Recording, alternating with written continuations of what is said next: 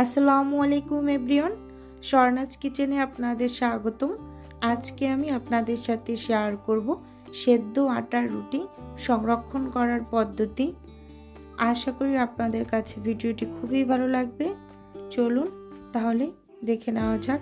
এখানে আমি 1 প্যাকেট আটা নিয়ে নিয়েছি, তীর আটা, আপনারা যে কোনো ব্র্যান্ডের নিয়ে নেবেন। আর একটা বাটি নিয়ে নিয়েছি।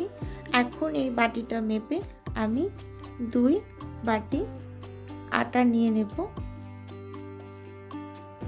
আর ওই একই বাটি দিয়ে আমি 2 বাটি পানি নিয়ে নেব। আপনারাও যে বাটি বা কাপ দিয়ে আটা নেবেন ওই একই বাটি বা কাপ দিয়ে পানিটা মেপে নেবেন, তাহলে পানির পরিমাণটা একদম ঠিকঠাক হবে। এখন এখানে আমি 1 টেবিল চামচ লবণ দিয়ে দিলাম আর কিছুটা পরিমাণ তেল দিয়ে দিলাম পানির ভিতরে। এখন খুব ভালোভাবে একটু নেড়ে চেড়ে লবণটাকে মিশিয়ে নিয়েছি। পানিতে বলক চলে আসা পর্যন্ত অপেক্ষা করে এখন দিয়ে দিলাম আটা দিয়ে খুব ভালোভাবে মিশিয়ে নেব। এখানের এই কাইটা যদি পারফেক্টলি করা যায় তাহলে রুটিগুলো খুবই সুন্দর হয় এবং বানাতেও খুব সুবিধে হয়। 10 মিনিটের জন্য একটু ঢাকা দিয়ে রেখেছি। 10 মিনিট পর ঢাকনা খুলে এখানে আমি একটা মগ নিয়ে নিয়েছি। এখন এগুলোকে একটু ভালোভাবে ম্যাশ করে নেব।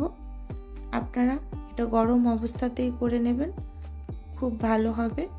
এভাবে যদি করে নিতে পারেন খুব সফট হয়েছে। এখন আমি কিছুটা সময় একটু রেখে দিয়েছিলাম ঠান্ডা হওয়ার জন্য, হাত দিয়ে একটু মথে নিলাম।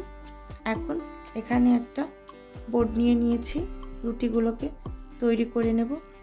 এখন এই অবস্থায় আটাগুলোকে খুব ভালোভাবে মেখে নেব যাতে করে কোনো দলা দলা ভাব না থাকে এর ভিতরে। এখন এখানে আমি একটা লম্বা ডো তৈরি করে নিয়েছি আর নিয়ে নিয়েছি একটা চাকুর সাহায্যে এক এক করে আমি লেচি কেটে নেব। এভাবে লেচি কেটে নিলে হয় কি একদম রুটিগুলো সমান হয়। এখন আমি যেটা একটু কম হয়েছিল সেখানে আটাটা দিয়ে দিয়েছি শেষে। এখন আমি এগুলোকে গোল গোল চাপটা করে প্যারা প্যারা আকারে করে নেব সবগুলোকে। এভাবে একসাথে প্যারা আকারে করে নিলে খুব সহজে রুটিগুলো তৈরি করা যায়। করে নিয়েছি, এখন সাইডে রেখে দেব।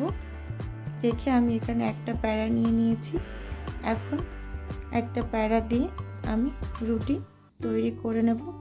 রুটি তৈরি করতে করতে ভিউয়ার্স আপু এবং ভাইয়াদের উদ্দেশ্যে একটাই অনুরোধ, প্লিজ ভিডিওটা না টেনে সম্পূর্ণটা দেখার অনুরোধ রইল। আর ভিডিওর কোনো অংশ যদি ভালো লেগে যায় তাহলে লাইক এবং সাবস্ক্রাইব করে পাশে থাকবেন। আপনার একটা লাইকই পারে আমার এই ভিডিওটা আরও 5-7 জনের কাছে পৌঁছে দিতে, তাই দয়া করে একটা লাইক দিয়ে দেবেন। এখন রুটিটা আমি ভালোভাবে বেলে নিয়েছি। রুটিগুলো একটু পাতলা করে বেলে নিলে খুব ফুলকো ফুলকো হয়। এখন আমি রেখে দিলাম। সবগুলো রুটি আমি একই প্রসেসে বানিয়ে নিয়েছি। চুলোতে একটা প্যান বসিয়ে দিয়েছি। প্যান গরম হয়ে আসার পর আমি প্রথম অবস্থাতে 2টা রুটি ভেজে একটু দেখিয়ে দেব। আরগুলো আমি সংরক্ষণ করে রেখে দেব। আমার এখন যেহেতু আমি রাতে রুটি তৈরি করেছি তাই আমার 2টা প্রয়োজন, তাই আমি এখন 2টা ভেজে নেব আর বাকিগুলো আমি ফ্রিজে রেখে দেব। দেখুন রুটিগুলো কত ফুলকো ফুলকো হয়েছে। এভাবে রুটি তৈরি করলে প্রত্যেকটা রুটি খুব ভালোভাবে ফুলবে।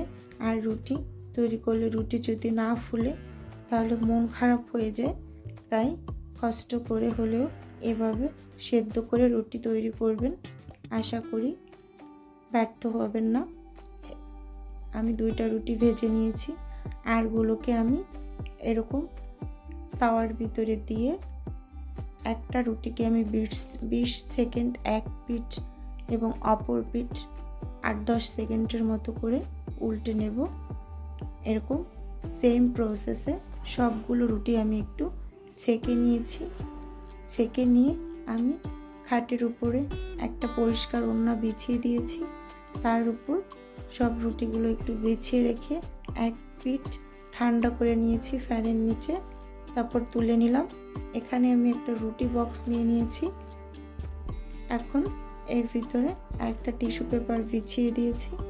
এক এক করে রুটিগুলো এর ভিতরে দিয়েছি।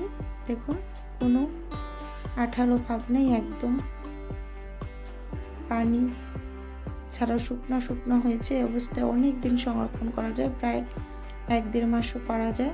এখন ঢাকনা দিয়ে ঢেকে আমি এটাকে ফ্রিজে তুলে রেখেছি।